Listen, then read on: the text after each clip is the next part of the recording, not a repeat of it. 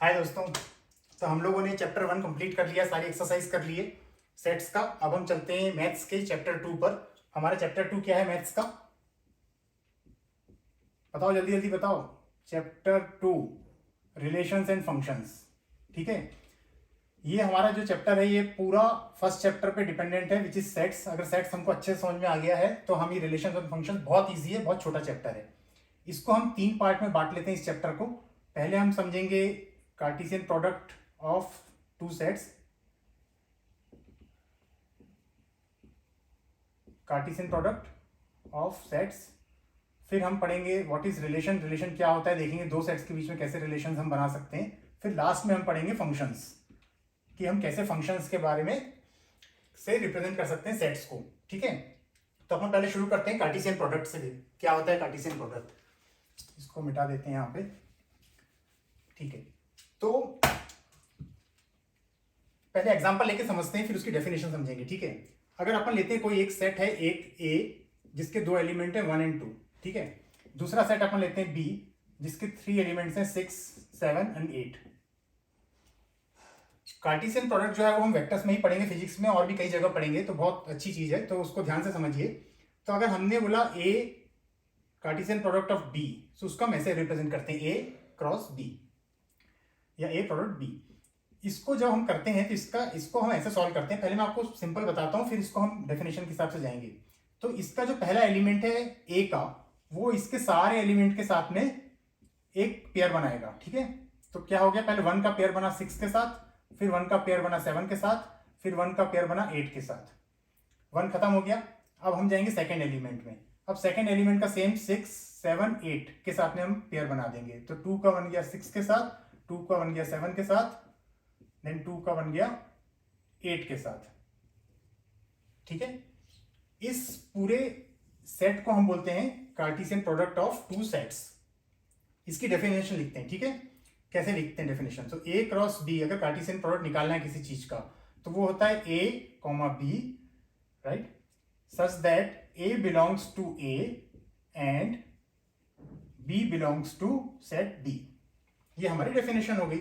अब इस डेफिनेशन के हिसाब से आप इसको चेक करो सही है कि नहीं है। A belongs to A, B belongs to B. अब यहाँ पे ये क्या है, A, does it belong to A? हाँ। ये ए को बिलोंग करता है, यस। ये ए को बिलोंग करता है, हाँ। ये ए को बिलोंग करता है, ये ए को बिलोंग करता है, ए को बिलोंग करता है, हाँ। ये वाला सेट बी को बिलोंग करता है, सेट बी को, सेट बी को, सेट बी को, सेट बी को, सेट बी को। ठीक है, तो इस तरीके से इसको हम बोलते हैं कार्टेशियन प्रोडक्ट। अब आप एक चीज सोच रहे होंगे कि इसको हमेशा हमने एक सीक्वेंस में लिखा है, हमने हमेशा ए वाले जो हैं, ए के जितने भी एलिमेंट्स हैं उसको हमने हमेशा फर्स्ट नंबर पे लिखा है। ऐसा क्यों? क्या हम इसको सेकंड नंबर पे भी लिख सकते थे कि एक 1 6 को कैन वी राइट 6 1? सो हम इसको ऐसा लिख सकते थे क्या? खाली हमने पोजीशन बदल दी, बस सेम नंबर ऑफ एलिमेंट्स रखें जितने यहाँ पे वहां पे। तो नहीं, ऐसा नहीं होता है। ठीक है, क्यों नहीं होता है? क्योंकि उसके लिए हमको एक ऑर्डर्ड पेयर समझना पड़ेगा। ऑर्डर्ड पेयर समझने के लिए हम एक एक्स वाई प्लेन में समझते हैं। ठीक है, तो आप ये ध्यान रखिए कि जब भी हम कार्टेशियन प्रोडक्ट की बात कर रहे हैं तो पहला एलिमेंट जो है इसमें जो लिखा है वो पहले आना चाहिए, दूसरे वाले के सारे एलिमेंट सेकंड नंबर पे आना चाहिए। ठीक है, उसको मैं आपको समझाता हूं। एक हम प्लेन बनाते हैं एक्स और वाई डायरेक्शन का। ये हो गया हमारा एक्स, ये हो गया हमारा वाई, ये हो गया हमारा वाई माइनस, ये हो गया माइनस एक्स। करेक्ट, इसमें बना लेते हैं 1 2 3 4 5 6। ये हमारी स्केल हो गई, राइट, 1 2 3 4 5 6।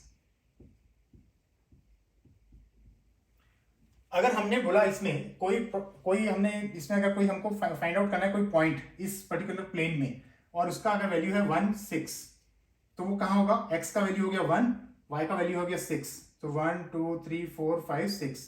तो ये वाला जो पॉइंट है ये हो जाएगा 1 6। करेक्ट है। अब अगर इसको हमने रिवर्स कर दिया, इसको अगर हमने कर दिया 6 1, तो अब ये कहां चला जाएगा? एक्स की वैल्यू होगी 6, वाई की वैल्यू होगी 1, तो 1 2 3 4 5 6 और वाई की वैल्यू 1, मतलब यहां पे आ गया ये पॉइंट, इसको बोलेंगे 6 1। तो अब आप देखिए दोनों पॉइंट्स अलग अलग जगह पे हैं, इनकी अलग अलग वैल्यू है, और इसीलिए ऑर्डर्ड पेयर जो है उसको हम चेंज नहीं कर सकते हैं। ठीक है, उसका जो सीक्वेंस है वो हमको वैसा ही लिखना है जो कि जैसा आना चाहिए। तो अगर हमने बोला ए क्रॉस बी, तो ए के सारे एलिमेंट फर्स्ट आएंगे, बी के सेकंड आएंगे। अगर इसको हमने रिवर्स कर दिया, ठीक है, तो अभी आपके दिमाग में क्वेश्चन आ रहा होगा कि अगर इसको हमने बी क्रॉस ए कर दिया बॉस तो क्या होगा। सो अभी देखते हैं बी क्रॉस ए कर दिया तो क्या होगा। अब इसमें क्या हो गया, बी जो है फर्स्ट हो गया, ए हो गया सेकंड, ठीक है। बी की हमारी वैल्यू क्या क्या थी, यहाँ पे लिख लेते हैं हम 6 7 8, यहां से लिख लिए, ठीक है। ए की वैल्यू हमारी क्या क्या थी 1 2। अब बी फर्स्ट हो गया है। अब इस डेफिनेशन से भी अगर हम जाएंगे तो जो भी पहला हमारा सेट है उसका वैल्यू फर्स्ट आना चाहिए, ठीक है। तो अब बी की वैल्यू पहले 6 को लेंगे और उसको इसके जो भी है उससे मैप करेंगे, राइट। तो 6 1 6 2 आ गया 2। अब हम चलेंगे बी में सेकंड पे, ये आ गया हमारा 7 1 7 2, ठीक है। फिर हम चलेंगे 8 पे, तो हमारा आ गया 8 1 8 2, और ये हो गया हमारा बी क्रॉस ए का आंसर। अब आप देखो बी क्रॉस ए और A cross B values will be same, but उनकी पोजीशन अलग अलग है सबकी, ठीक है। इसलिए ये दोनों अलग अलग हैं, ये दोनों सेम नहीं है। ए क्रॉस बी और B cross A in this case is not equal. So अगर हम लिखते हैं A cross B is equal to B cross A, in this case no, क्योंकि अगर हम ये सारे जो पॉइंट्स हैं अगर इस डायग्राम पे हम बनाएंगे तो अलग अलग जगह पे आएंगे, ठीक है। तो ये इक्वल नहीं है। अगर A cross B is equal to B cross A, okay, so Cartesian product of two sets A into B and B into A अगर इक्वल है, इसका मतलब है set A is equal to set B, तभी ये equal होंगे, ठीक है। कैसे होंगे, एक एग्जांपल करना है, एक एग्जांपल कर लेते हैं, ठीक है। इसको भी और समझ लेते हैं अच्छे से। तो अभी मान लीजिए कि कोई सेट एक है ए 1 2, दूसरा सेट है बी, उसमें भी है हमारे पास में 1 2। अब अगर इसका हमने करी ए क्रॉस बी तो हमारे को क्या क्या वैल्यू मिलेगी 1 1 1 का 1 से 1 1 का 1 से 1 एंड 2, ठीक है। पहले 1 को ले लिए, अब 2 को ले लिए, 2 1 2 2, करेक्ट। ये हो गया हमारा ए क्रॉस बी। अब हम लेते हैं बी क्रॉस ए। अब हमको क्या करना है, बी का पहले लेना पड़ेगा, तो 1 का 1 2, 1 से 1 1 बना, 1 से 2 बना। अब बी का 2 आ जाएगा यहाँ पे, राइट। तो बी का 2 से 1 बना और बी का 2 से 2 बना। अब आप देखो इनके सारे ऑर्डर जो है सेम ऑर्डर में है, इसलिए ये दोनों A cross B is equal to B cross A. ये कब हो रहा है, जब हमको पता है A set and B set दोनों इक्वल हैं, A is equal to B, तभी कार्टेशियन प्रोडक्ट इक्वल होता है, ठीक है। आ गया समझ में, गुड। चलो अब आगे चलते हैं। अभी हमने ये देखा कार्टेशियन प्रोडक्ट करके देख लिया, इसके एलिमेंट्स आ गए। अब हमको ये देखना है कि अगर दो कार्टेशियन प्रोडक्ट हैं तो कोई भी दो सेट का हम कार्टेशियन प्रोडक्ट निकाल रहे हैं तो उसमें कितने नंबर ऑफ एलिमेंट्स आ सकते हैं कार्टेशियन प्रोडक्ट में, ठीक है। अभी कोई लेते हैं, कोई सेट ए है और उसमें मानते हैं m एलिमेंट्स हैं, कोई सेट बी है उसमें है n एलिमेंट्स। तो इसका जो हम कार्टेशियन प्रोडक्ट निकालेंगे ए प्रोडक्ट बी, उसमें हो जाएंगे एलिमेंट्स m इंटू एन, या इसको हम बोल सकते हैं m n, ठीक है। कैसे होगा इसको एक बार प्रूव कर लेते हैं एक एग्जांपल लेके, ठीक है। Let's take one set A, इसमें हम ले लेते हैं 3 and 5, ठीक है। कोई सेट ले लेते हैं बी, उसमें हम ले लेते हैं 6 7 और 8, ठीक है। अब इसको हम मल्टीप्लाई कर लेते हैं दोनों को, मल्टीप्लाई नहीं सॉरी, इसका कार्टेशियन प्रोडक्ट निकालेंगे, ठीक है। मल्टीप्लिकेशन नहीं बोलेंगे, इसको हम कार्टेशियन प्रोडक्ट बोलेंगे। तो ए कार्टेशियन प्रोडक्ट बी अगर निकाल रहे हैं तो ए को पहले लेना है, बी को बाद में लेना है, राइट। तो क्या आ जाएगा इसका, पहले ए के साथ में इन सारी वैल्यूज को हमको करना है। तो ये आ गया 3 6, फिर आ गया 3 7, फिर आ गया 3 8, करेक्ट। एक फर्स्ट वैल्यू खत्म, अब सेकंड वैल्यू ए की जो है वो जाएगी और फिर इन तीनों के साथ में लिंक हो जाएगी, करेक्ट। तो ये हो जाएगा हमारा 5 6 5 7 5 8, और ये हमारा कार्टेशियन प्रोडक्ट हो गया ए क्रॉस बी। अब इसमें हम एलिमेंट्स गिनते हैं कितने, 1 2 3 4 5 6, तो कितने हैं 6। हमारे पास में ए में कितने थे, ए की value m is equal to 2, B की value n is equal to 3, number of elements in A is 2, number of elements in B is 3। और हमने अभी की डेफिनेशन दी थी कि इस कार्टेशियन प्रोडक्ट में कितने एलिमेंट्स होने चाहिए, तो m into n, m into n अगर हमने किया तो 2 इंटू 3 मतलब 6, तो 6 एलिमेंट्स होना चाहिए, 6 है, तो मतलब हमारा कार्टेशियन प्रोडक्ट करेक्ट है, ठीक है। तो इससे अपन क्रॉस वेरीफाई कर लेंगे जब भी एग्जाम में हम क्वेश्चन लिख रहे हैं कि हमारे जो इसके एलिमेंट्स हैं वो multiply of total element in A multiply by total element in B, ठीक है। तो इस तरीके से हमारा एक बार डबल श्योर हो जाएगा कि हमने करेक्ट किया है नहीं किया है, ओके। बहुत इजी है, समझ में आ गया होगा। चलो अब आगे चलते हैं। आगे चल के अब हम ये देखते हैं कि अगर इसको हमको ग्राफिकल फॉर्म में रिप्रेजेंट करना है तो कैसे करेंगे। तो हमने चैप्टर 1 में भी किया था, सेट्स में हमने ग्राफ बनाए थे, ग्राफ मतलब डायग्राम बनाए थे और डायग्राम से हमने रिप्रेजेंट किया था, राइट। तो ये हम ऐसे लिख सकते हैं सेट ए और सेट बी। अभी सेट ए में मान के चलते हैं 5, 6 और 7 तीन एलिमेंट्स हैं। सेट बी में मान लेते हैं 1, 2 और 3, इसमें भी 3 एलिमेंट हैं, ठीक है।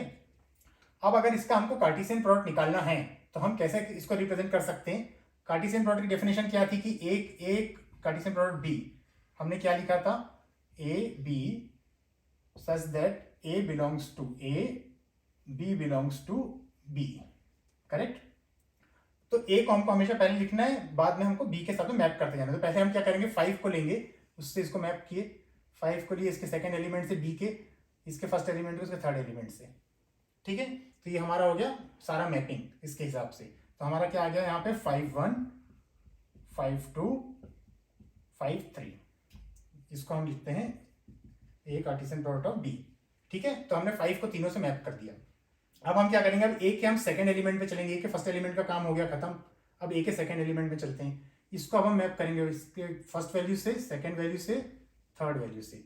इसको हम लिख सकते हैं 6, 1, 6, 2, 6, 3, करेक्ट। अभी सेकंड का भी काम खत्म, इसके भी सारे हमने पेयर बना दिए। अब हम चलते हैं थर्ड के पास में, थर्ड का फिर इसका फर्स्ट से, सेकंड से, थर्ड से। तो अभी हमारा आ गया 7, 1, 7, 2, 7, 3, ये हमारा ब्रैकेट बंद, 7 भी कंप्लीट। सो आप देखो ए कार्टेशियन प्रोडक्ट बी, इसको हम इस डायग्राम फॉर्म में भी लिख सकते हैं, ठीक है। तो इससे क्लियर हो जाता है कि इस 5 का 1, 2, 3 के साथ में पेयर है, 6 का 1, 2, 3 के साथ में पेयर है, 7 का 1, 2, 3 के साथ में पेयर है। और जब उसको अगर हमने रोस्टर फॉर्म में लिखे तो वो ऐसा आ जाएगा, ठीक है। तो ये हमारा हो गया करेक्ट। अब इसको एक बार चेक कर लेते हैं। अभी हमने डेफिनेशन पढ़ी थी कि अगर ए में एम है और बी में एन है, क्या नंबर ऑफ एलिमेंट्स, तो ए कार्टेशियन प्रोडक्ट बी में हो जाता है m इंटू एन एलिमेंट्स, ठीक है। इसमें कितने एलिमेंट है, 3, इसमें कितने एलिमेंट है, 3, तो 3 इंटू 3 कितना हुआ, 9 एलिमेंट्स। अभी 9 एलिमेंट्स आ रहे हैं कि गिन लेते हैं, 1, 2, 3, 4, 5, 6, 7, 8, 9। सो हमारा आंसर करेक्ट है, ठीक है। हमने क्रॉस वैलिडेट कर दिया इसको कि हमारा आंसर करेक्ट है। तो इस तरीके से हम इसको डायग्राम में रिप्रेजेंट कर सकते हैं।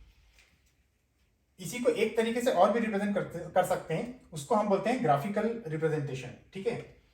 यहीं पे बना लेते हैं क्योंकि बहुत सिंपल सा है और वो तो बचपन से ही पढ़ रहे हैं ग्राफिकल रिप्रेजेंटेशन, तो उसके लिए बहुत मुश्किल नहीं है। तो सेम हमने वही एक्स वाई बना दिया,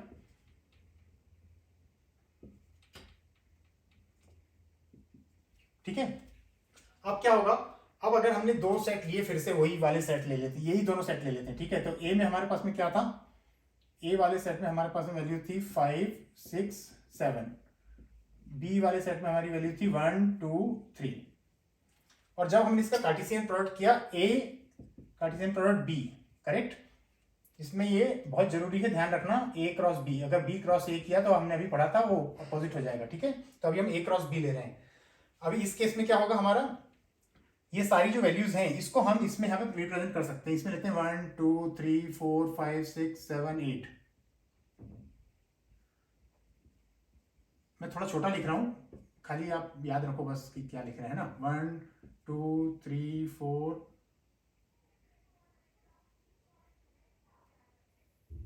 5, ठीक है।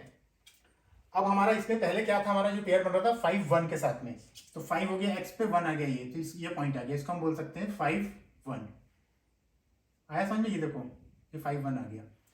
दूसरा हमारा क्या बना था 5, 2, यहां से भी देखेंगे तो 5, 2, 5 के साथ में हमारा आ गया ये वाला पॉइंट, इसको हम बोलेंगे 5, 2।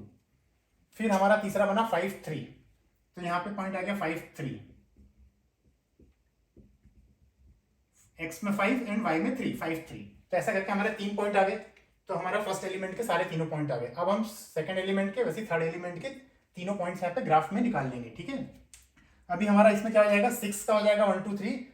तो 6 में हम गए, 6 का ये आ गया 1, इसको हम बोलेंगे 6, 1।